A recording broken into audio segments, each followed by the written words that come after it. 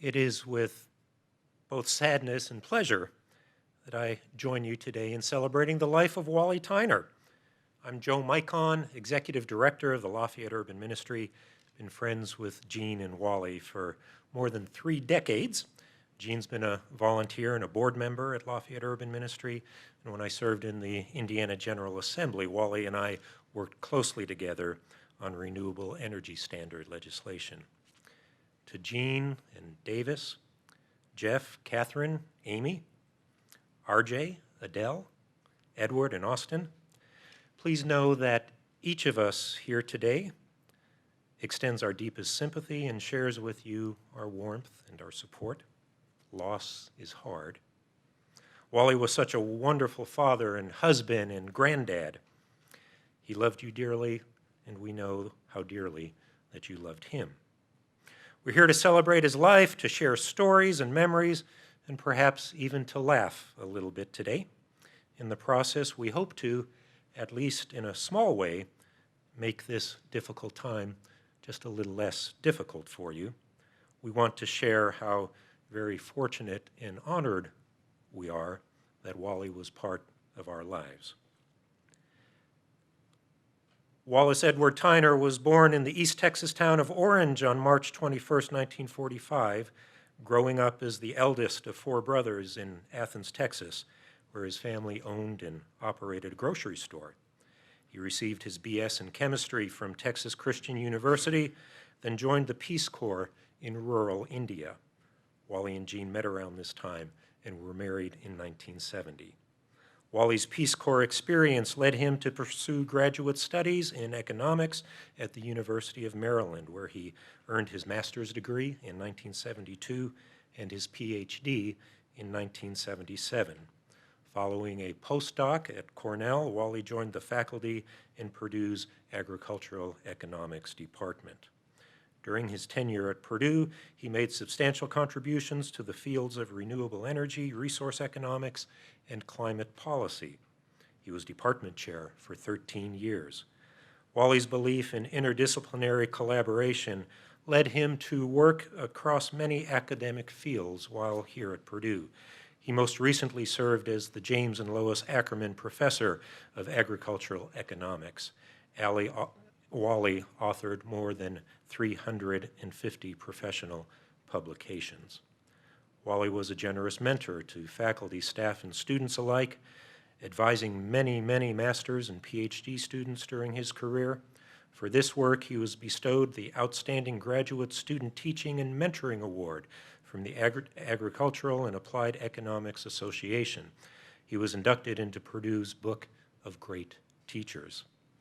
Wally's scholarship was recognized far and wide. He was awarded Fellows of the American Association for the Advancement of Science and the International Association of Agricultural Economics. He received the Morrill Award, Purdue's highest recognition for those whose research and engagement has a positive impact upon society. Senator Richard Lugar bestowed upon Wally the Energy Patriot Award, and Governor Frank O'Bannon named Wally a Sagamore of the Wabash. Now, Wally was so impressive in so many ways that it might be easy for us to only remember him for his accomplishment, but if we did that, we'd be missing the point, because Wally was a warm and personable, kind man, too. He was a good man. He was a loving husband, an engaged dad, and a fun granddad, a colleague and a friend who was generous and genuine with his care and concern for those around him. There are several speakers who will be sharing their thoughts and memories of Wally with us. Their names may be found in your program. Wally and Gene's son, Davis Tyner, will get us started.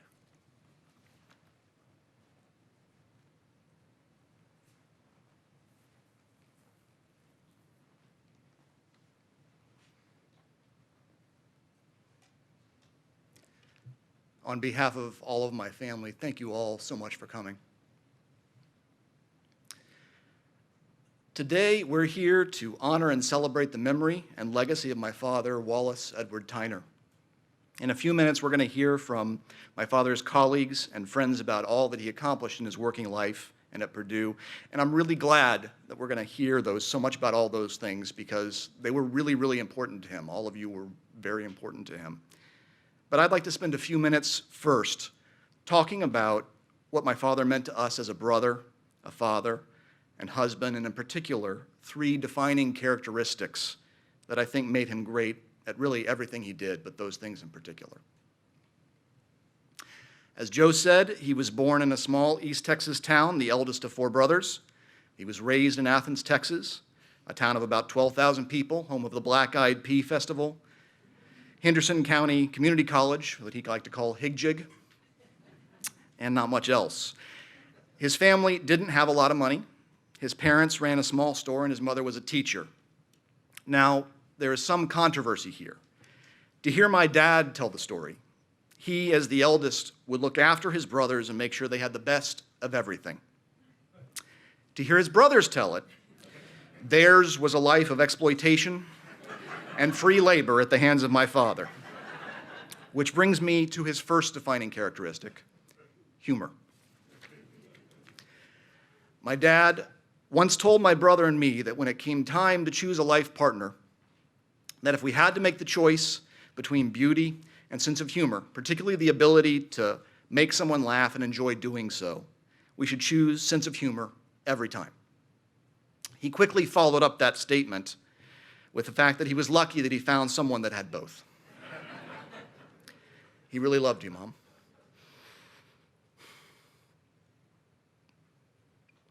He was excited to spend every moment he could with you.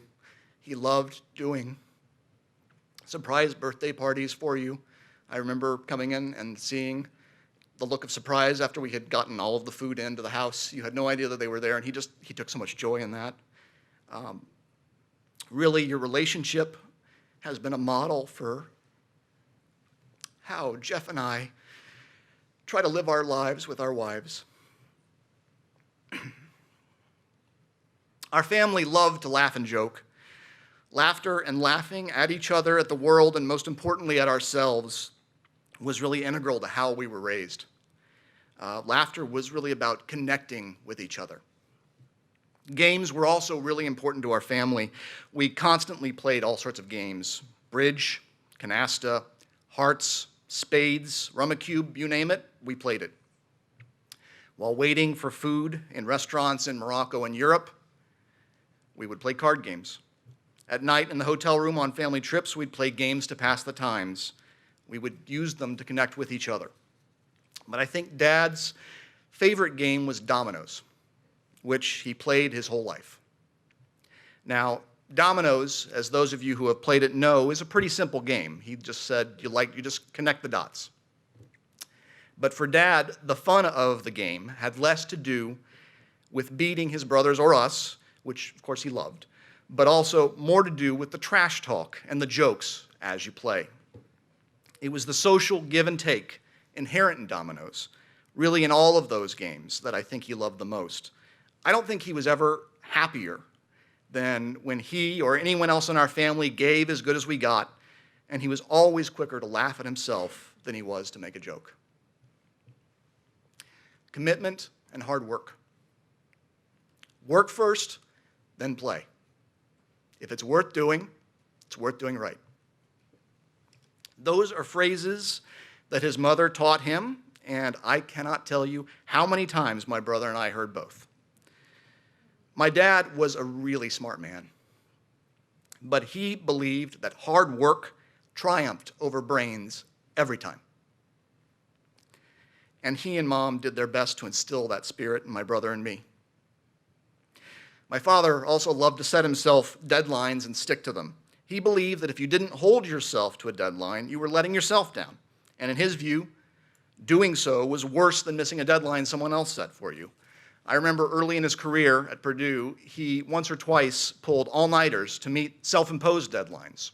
Didn't matter that there was no one else who was asking him to get the thing done. It was more important that he got it done for himself. Now, Dad had been talking about retiring for the last decade or so. I don't think anyone in our family believed that he ever would. Yes, he'd set a date in December 2020 to become an emeritus professor, but we knew He would continue to come into the office. He would continue to consult. I believed he would probably continue to advise students because he loved what he did. And I think this love for his work facilitated his incredible work ethic. Implicit in Dad's work ethic, though, was a true sense of commitment that he brought to both his personal and his professional life. He was committing to ensuring that his kids developed an appreciation of the world, which led us to live in Morocco for 3 years. And this began a commitment to Morocco and the Moroccan people that didn't stop. I think my mom and he counted at one point, and over the last 20 plus years, he went back more than 45 times to continue his work with his Moroccan colleagues. And if any of you Moroccan colleagues are watching, please know he was so proud of all that you accomplished together. He was committed to being a good professor, a mentor, a researcher, but also a good father and grandfather. He wanted me to get my Eagle Scout badge, and he was so committed to doing that when he finished the project that he bought lunch for every single volunteer on that project, which I think was just a routine order of 50 Big Macs, 2 weekends in a row. I'm sure they had no trouble filling it. He was so committed to Jeff's interest in the guitar that one weekend he took him shopping in Indianapolis. They went to store after store after store until they found just the right guitar, and it's still the one that Jeff plays to this day. In short, Dad encouraged everyone around him to embrace a commitment to excellence and to invest the time and effort needed to realize those ambitious goals. Human connection. Every year for 9 years now, our immediate family of 10, who you see here, would meet for 1 week a year for a family vacation.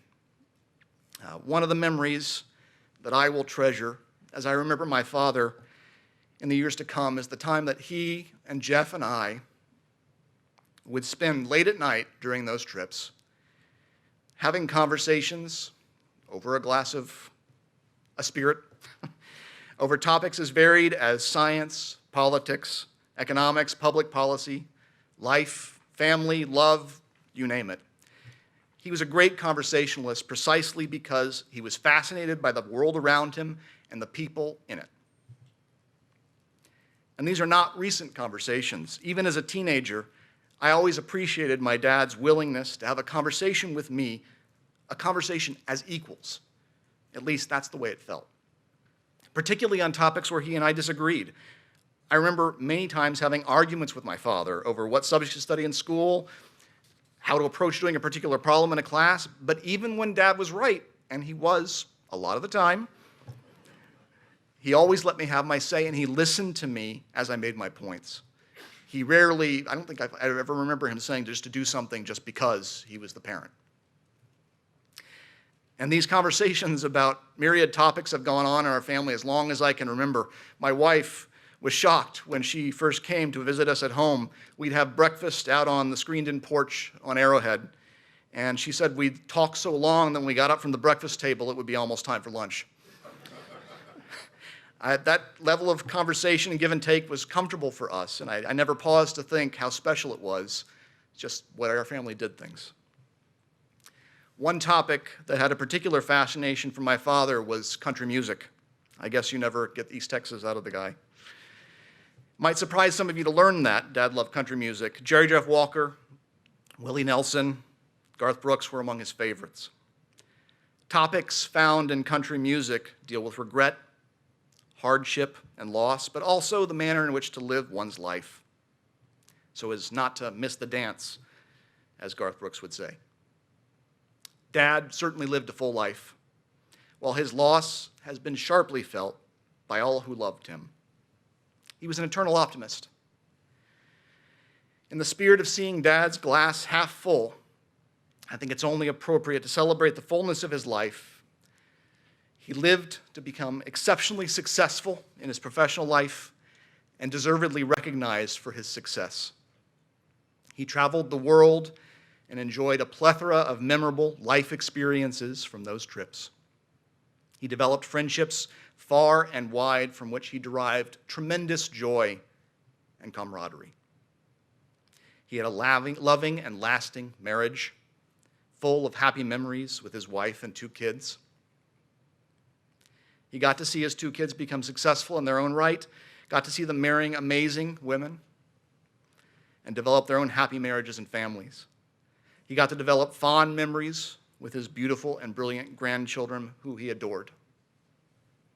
He brought humor, commitment, hard work, and human connections to all of these experiences and everything he did. He definitely didn't miss the dance.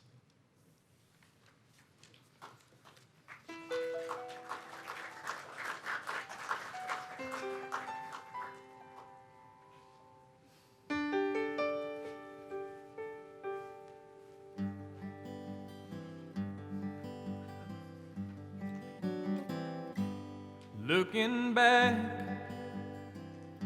on the memory of the dance we shared beneath the stars above. For a moment, all the world was right. How could I have known that you'd ever say goodbye? And now I'm glad I didn't know the way it all would end, the way it all would go. Our lives are better left to chance. I could have missed the pain, but I'd have had to miss the dance.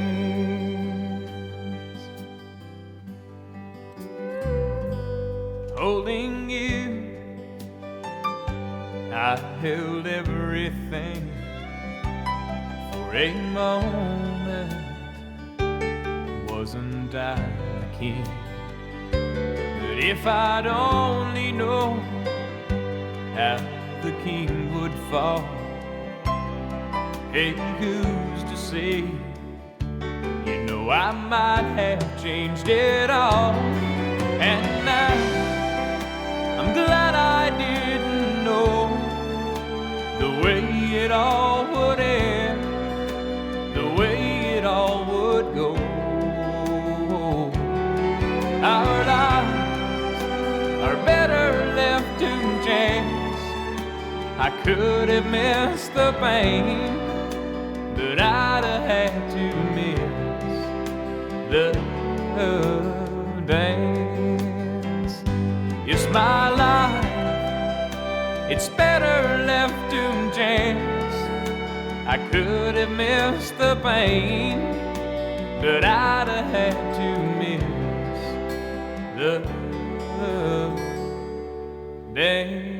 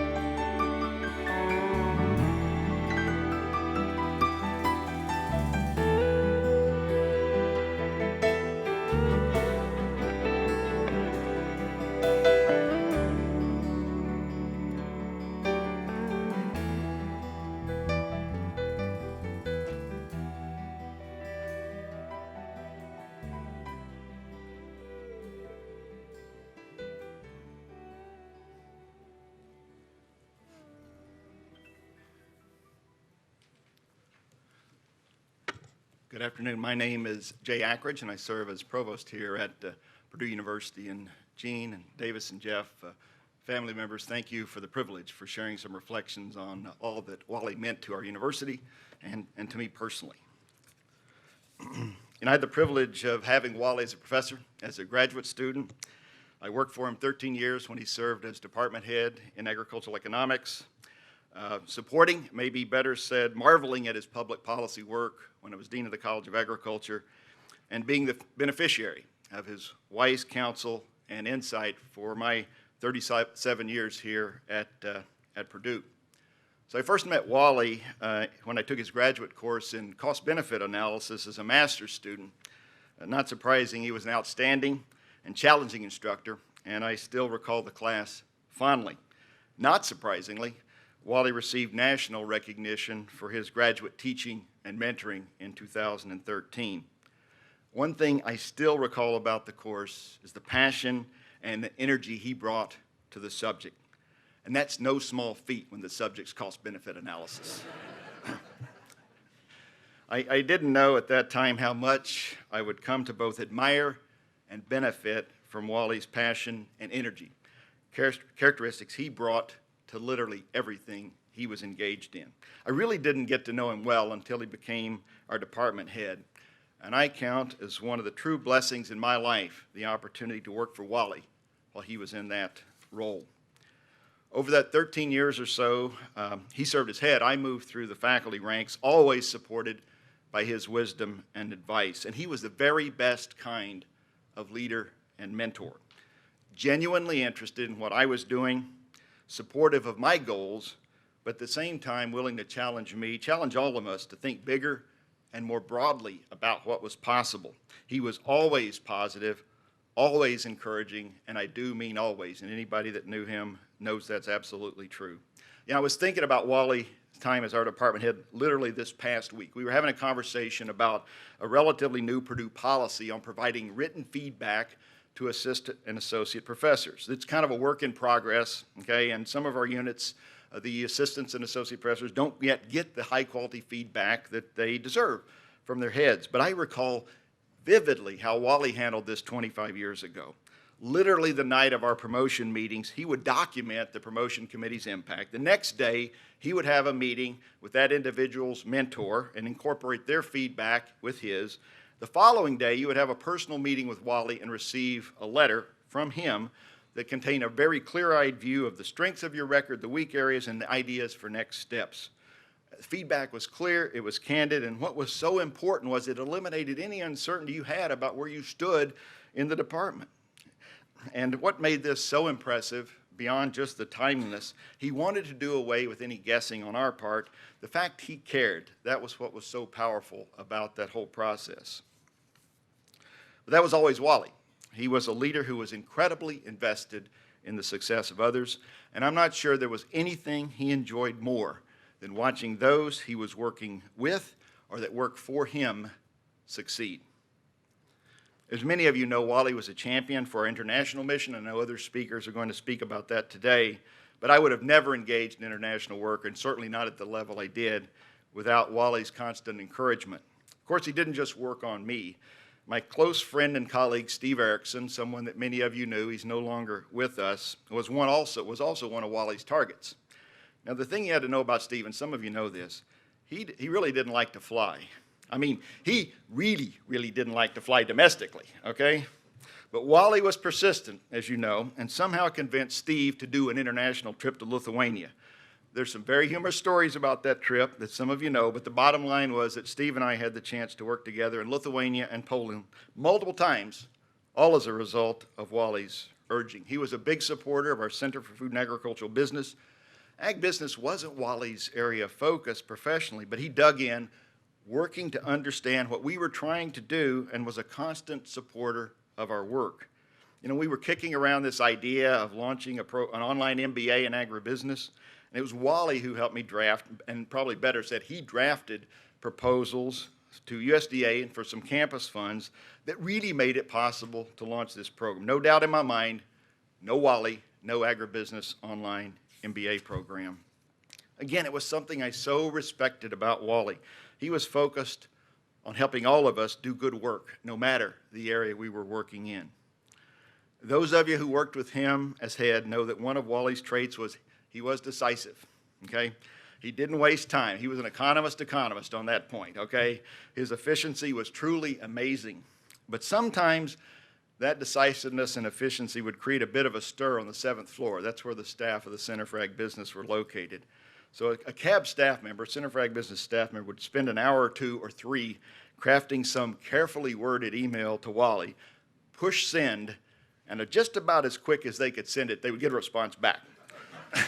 And usually the response was something like yes or no, okay? Which would throw the whole floor into a panic, okay?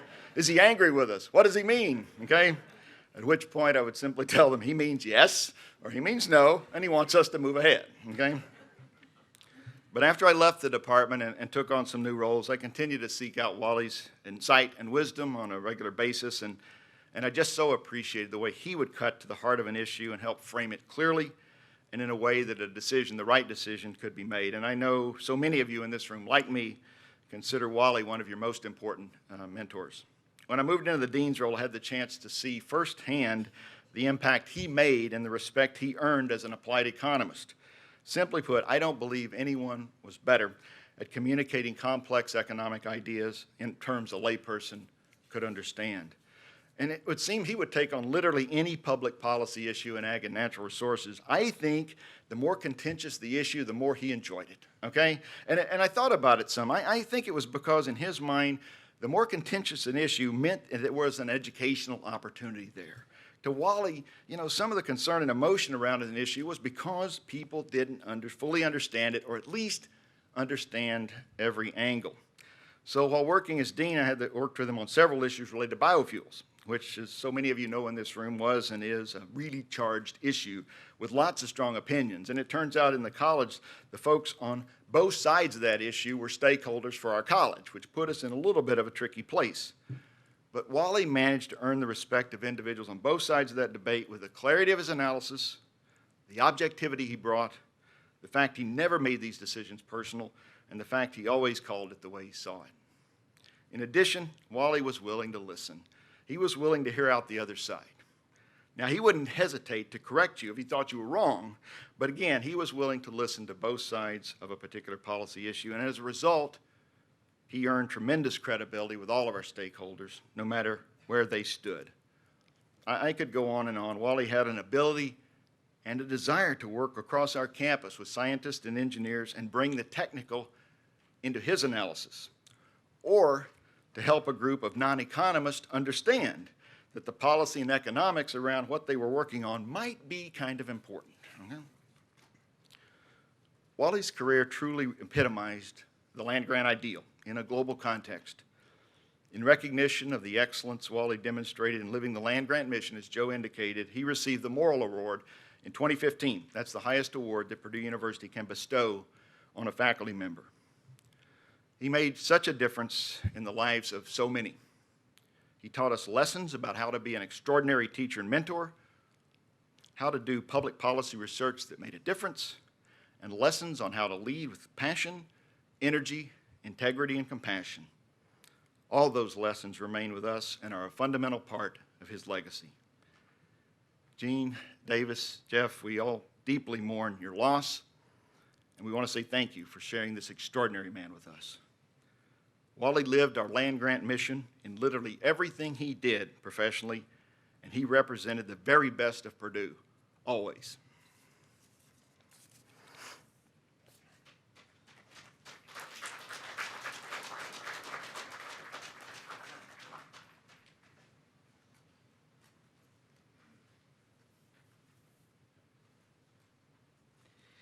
Good afternoon. My name's Joan Fulton.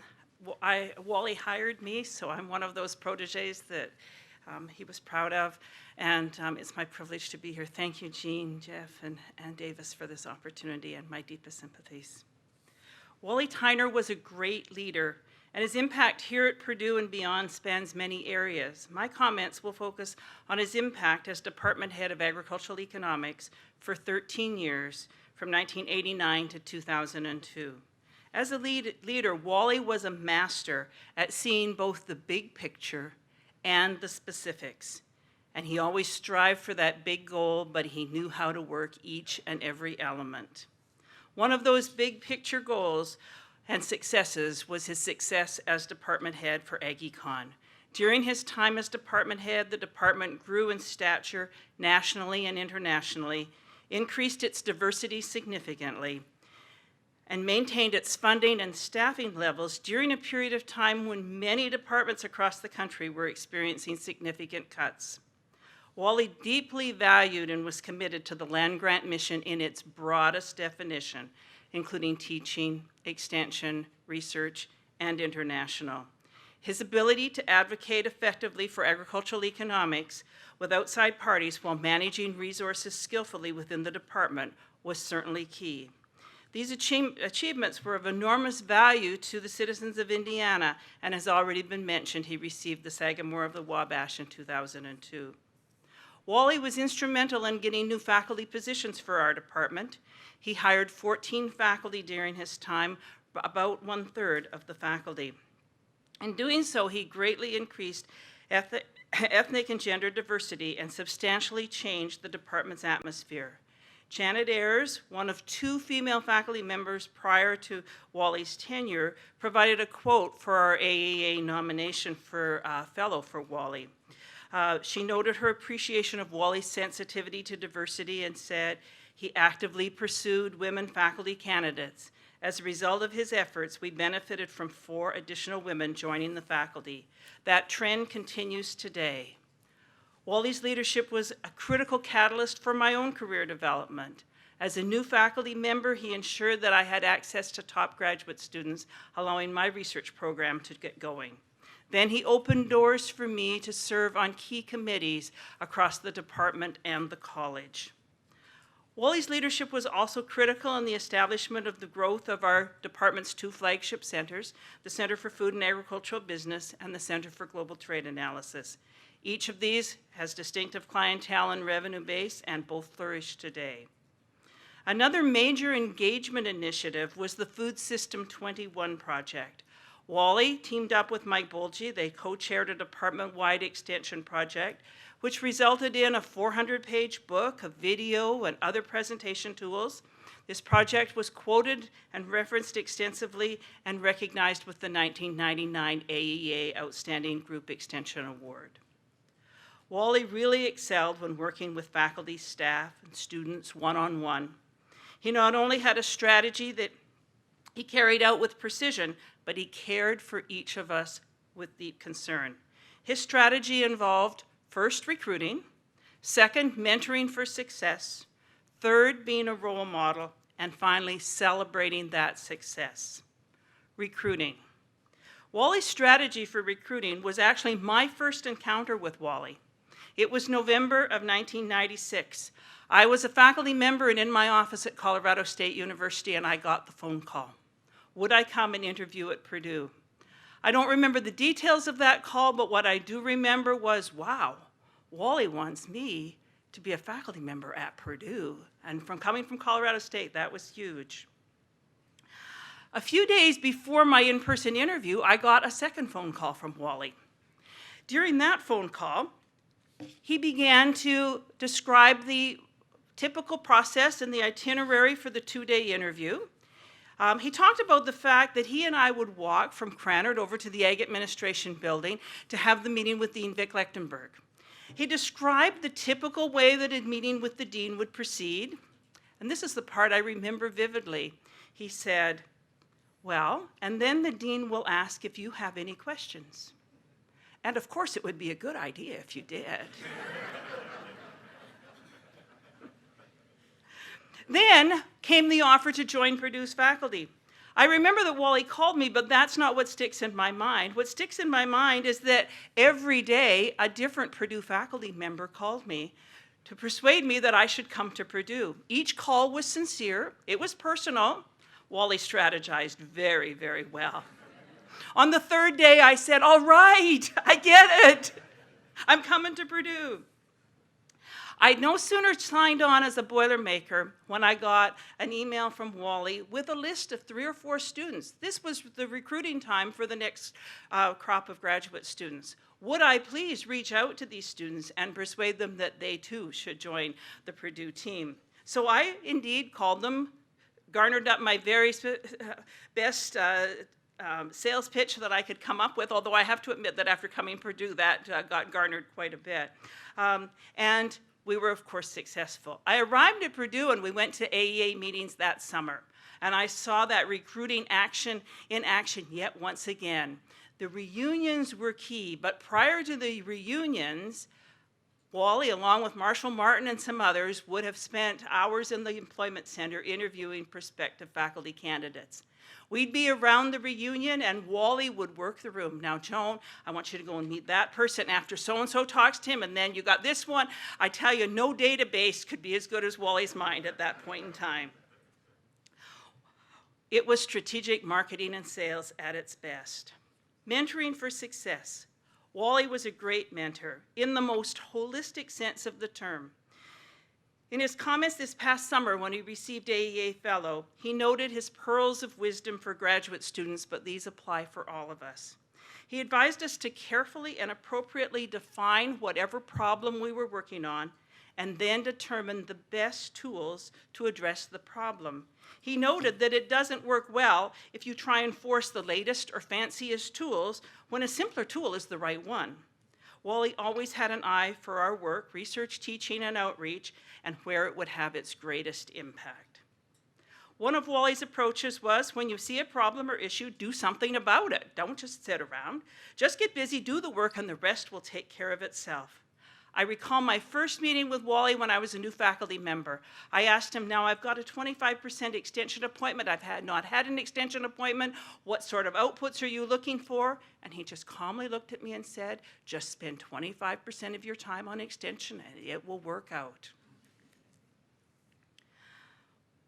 One of the key committees that Wally facilitated my involvement in was the College of Agriculture Curriculum and Student Relations Committee. After one semester on this committee, I was meeting with Wally and I noted that this committee was very, very time consuming. We met for an hour and a half every week. And I expected the conversation to unfold, that he would open up the idea that he could transition and have somebody that wasn't an assistant professor take on this task. No, instead, he just smiled. I think we've all remembered that smile. And I realized at that point that there was something very strategic about me continuing to serve on that Curriculum Student Relations Committee. Indeed, I went on, and within a year, I was chairing that committee through a revision of the core curriculum, which turned out to have very significant impact throughout the College of Agriculture. And when I came up for promotion, it kind of helped a little as well. Wally's commitment to mentoring continued after his tenure as department head, both at Purdue and with the AEA mentoring program. Wally was always a role model. A true leader is a role model, and Wally epitomized that. In visiting with our international colleagues, former grad students, and now outstanding alums over the past weeks, they've noted Wally's wonderful smile and encouragement. They also noted that just what he did made him a role model. Tahiro Abdullahi, now research scientist at IITA, recalls having to comprehend how this great department head that he just met, now Tahiro had just arrived from Niger, from Africa, but he's standing in line with him at the village pantry getting coffee. He said, how can somebody this great have to get their own coffee? Tahiro's comment last week was, I was learning a new and important model of leadership by example. Celebrating success. Wally believed in celebrating successes in small and big ways. One of my first experiences with that, I was visiting our family farm in southern Saskatchewan with very slow internet connection, and I got an email that my master's student was receiving the Outstanding Award from the National Council of Farmer Cooperatives. I forwarded it on to Wally, and before I could sign off that internet connection, I had a reply back from Wally. One word, caps, bold, congratulations. That meant a lot. The party each spring to celebrate promotions at your house, Jean, was just wonderful. Thank you for all that you did for that. It always meant so much to us. This past Thanksgiving, I got the best email I could get from Wally. He had just learned that he would be receiving the AAE Fellow in July of this year. We had worked hard on that nomination for a number of years, and several of you here had helped us with that. And he was being recognized by our association with its highest award. In July, we celebrated the AAA Fellow for with Wally and Jean in Atlanta. It was a proud moment for all of us. Wally Tyner was truly a leader extraordinaire.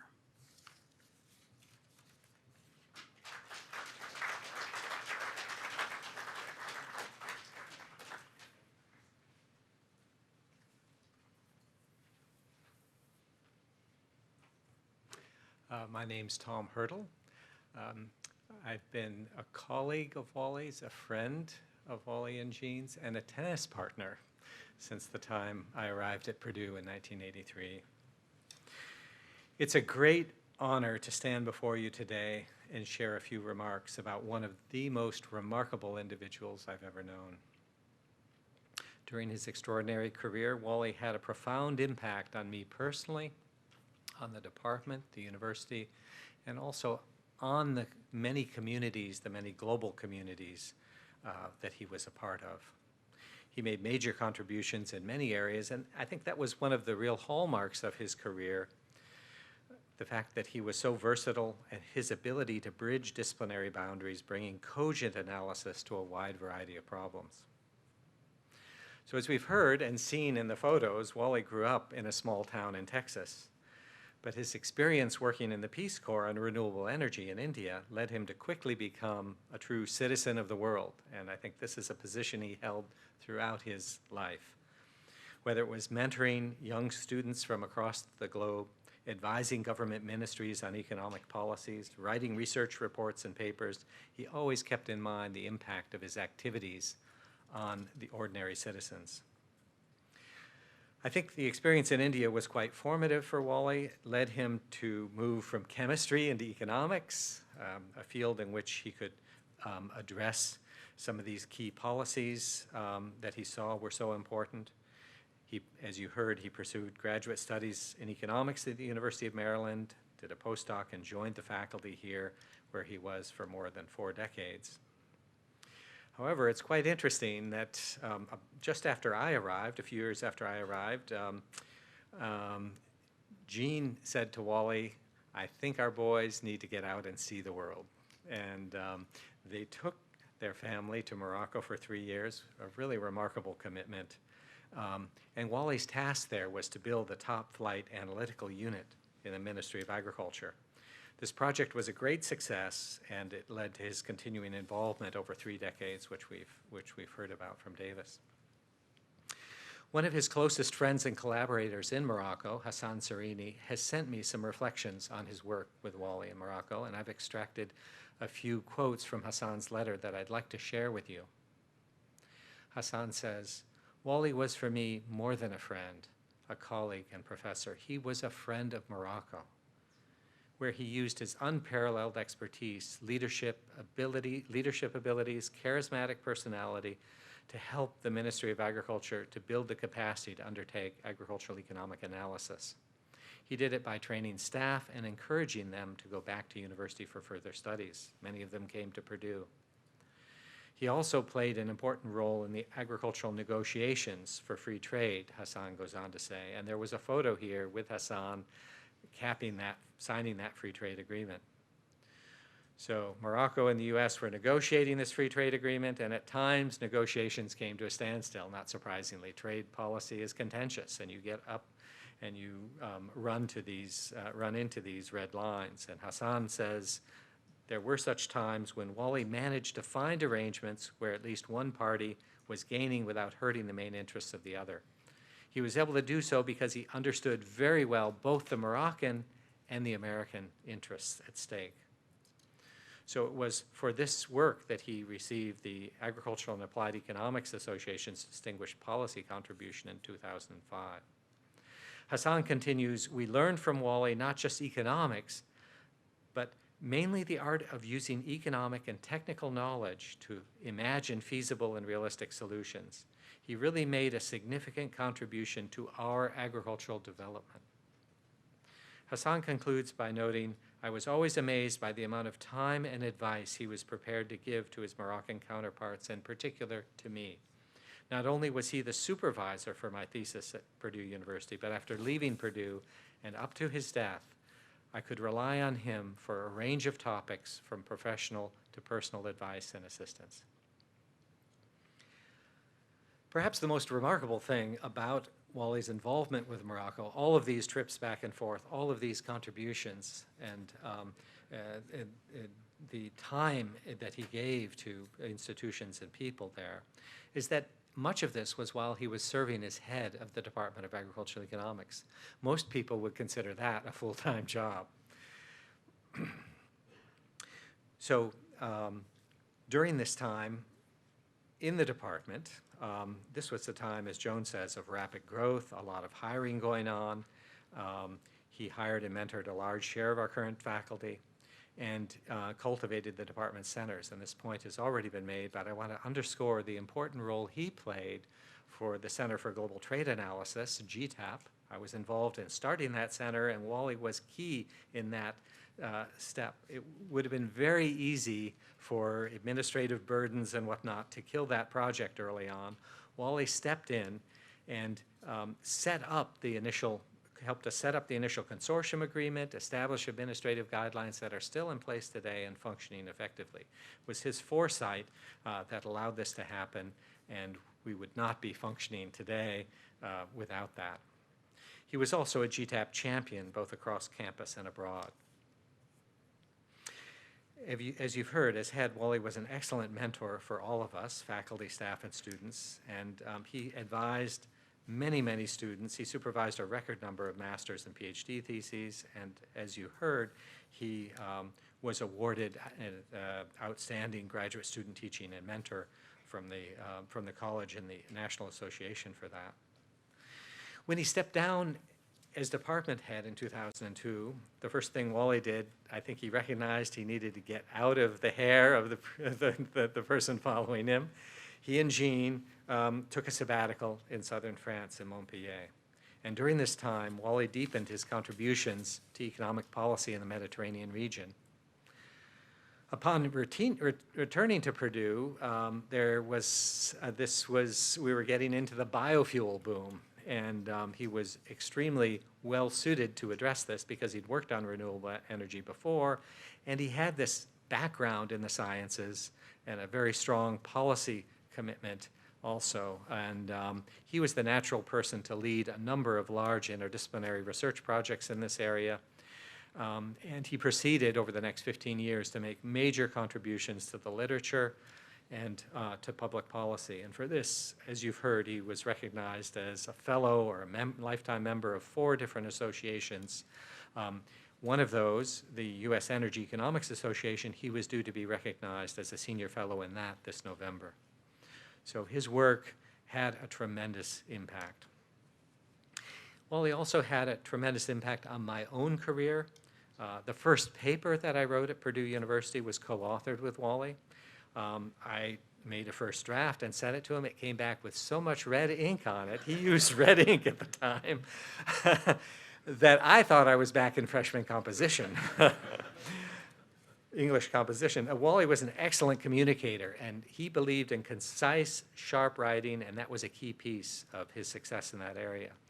Wally also introduced me to interdisciplinary research. It was really at the time of the biofuels boom, the land use, global land use implications became an important aspect of that, and he recognized I might be able to contribute in that area and drew me into that, and that really has led for me to an entirely new way of working across disciplines, and it set me off on a very new, exciting, rewarding career trajectory.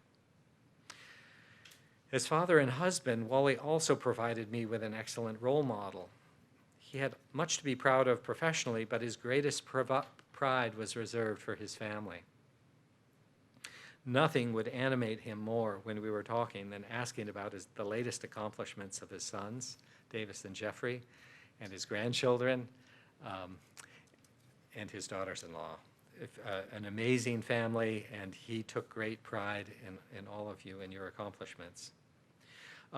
I was particularly struck this summer when he talked about teaching his grandchildren to ride bicycles. There was a photo of that here, and he was so pleased at the outcome of that.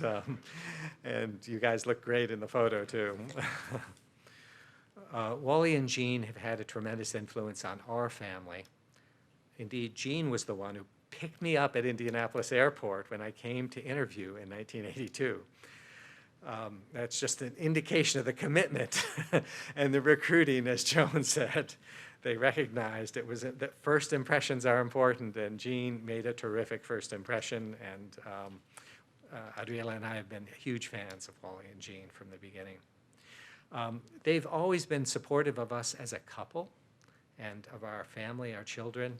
In our family, everyone's familiar with the phrase, "We're following the Tyner model." They don't question it once we bring that out.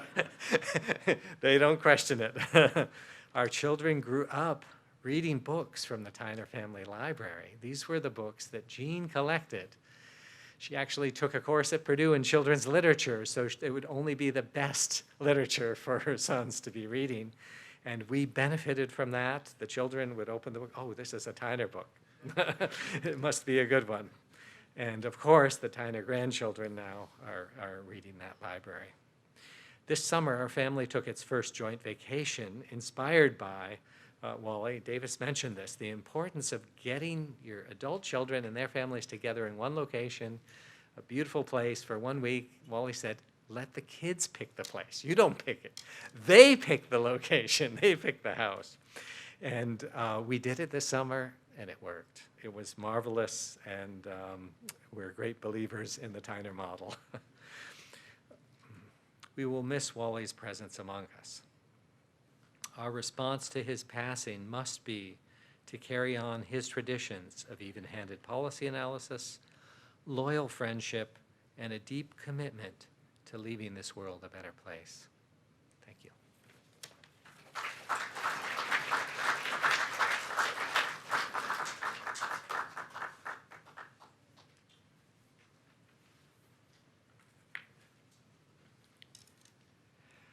I'm Otto Doring. I was here at Purdue when Wally arrived. And I've divided this into several sections. My first section is how we got Wally to Purdue. My second section is years as energy twins. And then I'll talk about sharing values. In the mid-1970s, in agricultural economics, one day at a faculty meeting, the Dean of Agriculture walked in and announced that he had fired the department head. That led to a rather difficult period within the department. We lost people like Will Candler, some of the more prominent members of the faculty who resigned basically in protest. We then started trying to recruit new faculty members, and we were not very successful. In fact, we had a large number of turndowns. And it got to the point where myself and a colleague, Bill Miller, who was our resource economist at the time, decided something had to be done, that what we really needed was a full press fraternity rush for the next candidate. And we had heard about this person, Tyner, who was postdoc at Cornell, from Dwayne Chapman, Tim Mount, and Bob Calder, who worked with him. And we decided this was the time to do the press. So Wally came for an interview. Anyone who might have been objectionable was sent away for the period that Wally was here. Those that we estimated Wally might like was pushed forward, front and center. We did everything possible to make this thing work. And it worked to the extent that he agreed to come. However, the Tyner family drove to Lafayette and were stopped at the Lincoln Motel because of an incredible snowstorm. The state police had blocked the road to Lafayette. And Jean doesn't know this, and Wally, of course, never knew it. We decided we had to be sure she wouldn't turn around. And so the next day, when the state police opened the route from Frankfurt to Lafayette, they do not know that we had also organized with the state police to close the route south of Lafayette. And so we did get Wally here in spite of the snowstorm and in spite of other problems. And then from then on, we adopted the fraternity rush, and we were much more successful in recruiting people. We got the group known as the Killer Bees. And we went on that basis. Wally and I were the energy twins when he arrived. I had been doing stuff because of the Arab oil embargo. Wally had been doing biomass things. And to give you an indication of how we operated for a couple decades, there's a national meeting of state secretaries of agriculture every year at some place or other around the country. And I was asked to come and talk on the next farm bill. Wally was asked to come and talk on biofuel policy. The ethanol rule had just been adopted in terms of the 10% blend.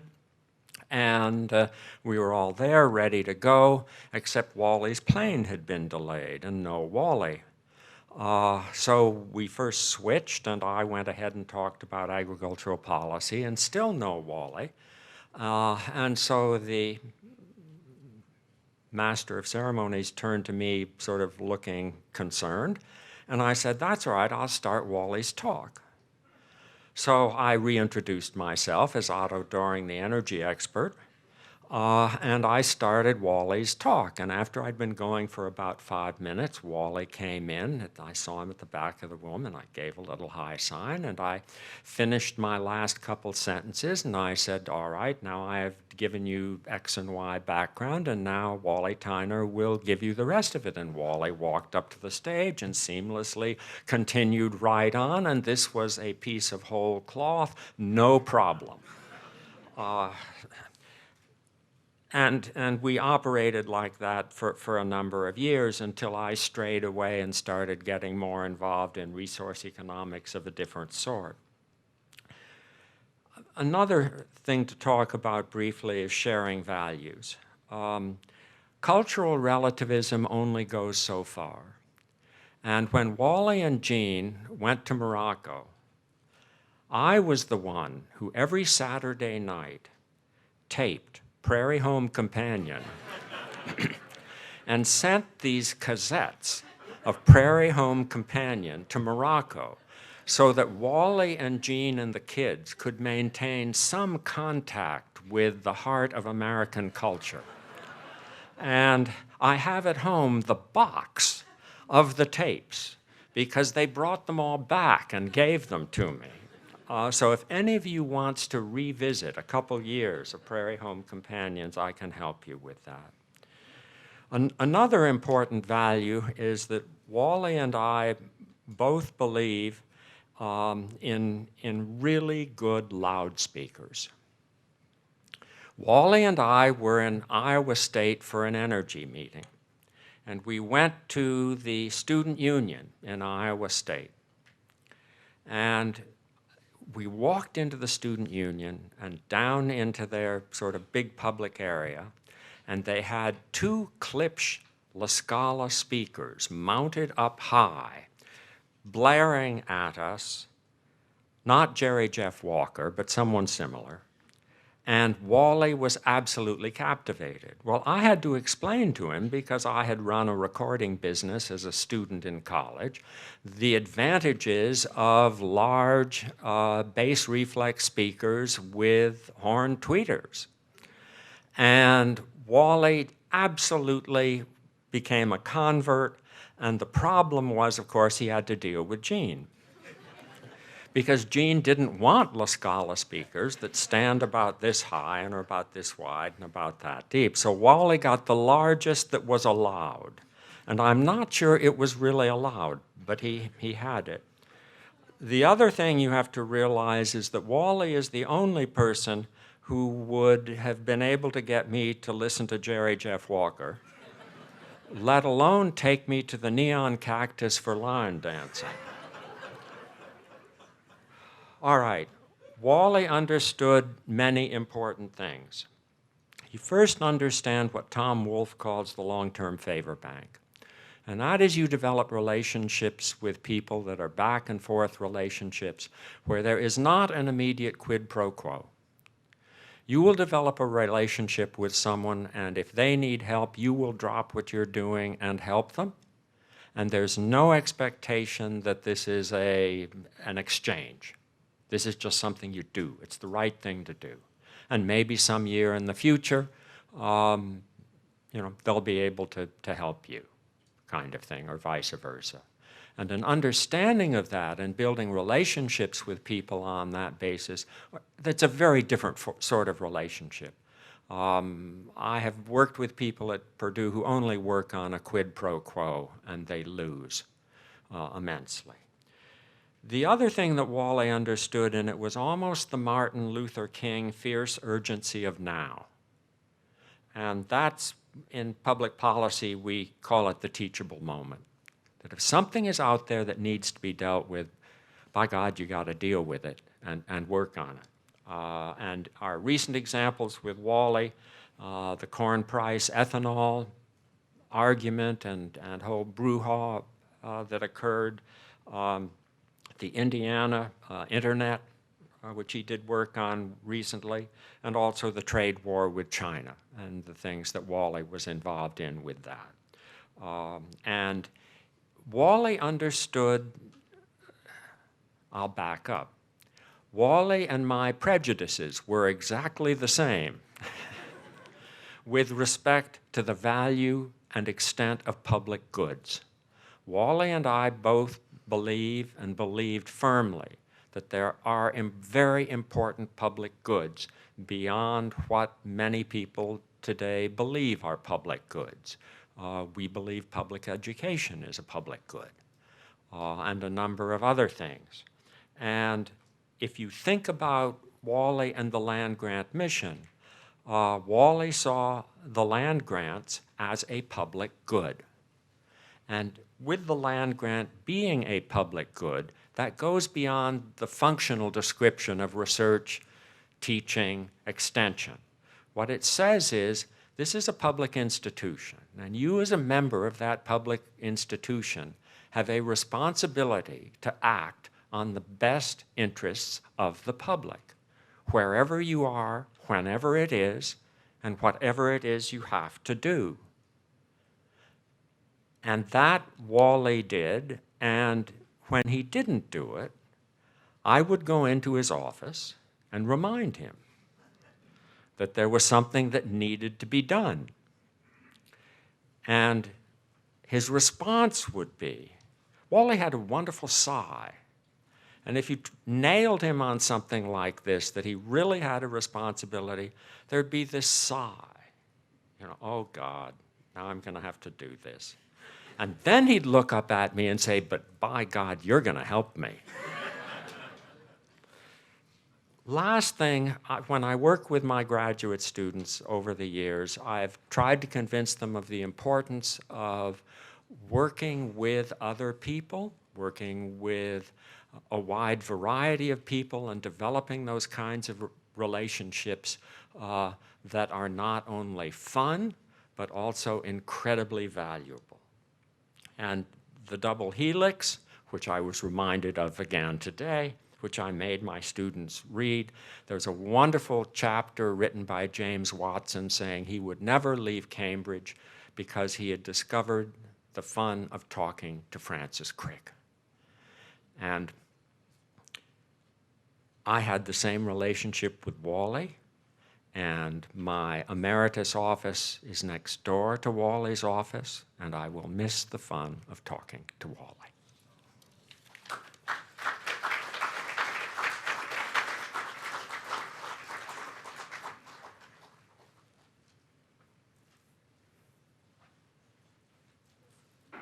Thank you so much to Davis and Jay and Joan and Tom and Otto.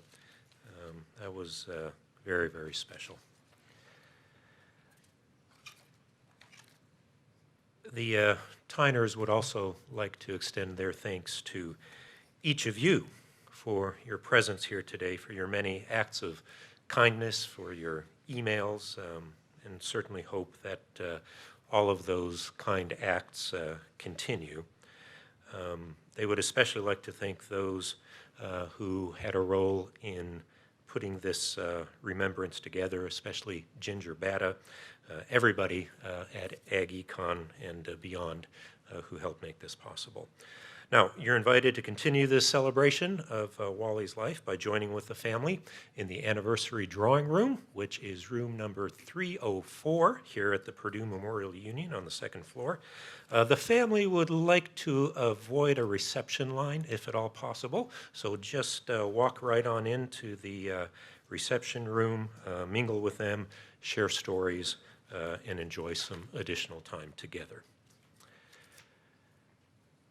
Perhaps one of the greatest scenes in all of 20th century literature is provided by the philosopher Khalil Gibran. In his 1923 classic, he tells of a prophet who had taught for 12 years in the city of Orphalese while waiting for the ship that was to bear him back to the isle of his birth. So let's conclude our service today with this as our benediction. How shall I go now, in peace and without sorrow? Too many fragments of my spirit have I scattered on these streets, and too many are the students I have taught that walk among these hills, and I cannot withdraw from them without a burden and an ache. Yet I can tarry no longer. The sea that calls all things unto her calls me, and I must embark. Oh, that I could take with me all that is here. But how shall I? A voice cannot carry the lips that gave it wings. Alone it must seek the sky. And alone without its nest must the eagle fly across the sun. So he turned again toward the sea and saw his ship approaching the harbor. And upon its bow, the mariners, the men of his own land. And his soul cried out to them, and he said, Sons of my ancient mother, you riders of the tides, ready am I to go. And my eagerness with sails full set awaits the wind. Only another breath will I breathe in this still air. Only another backward glance will I cast. And then I shall stand among you, a seafarer among seafarers. And you, vast sea, sleepless mother, who alone are peace and freedom to the river and the stream. Only another winding will this stream make, only another murmur in this glade. And then I shall come to you, a boundless drop to a boundless ocean.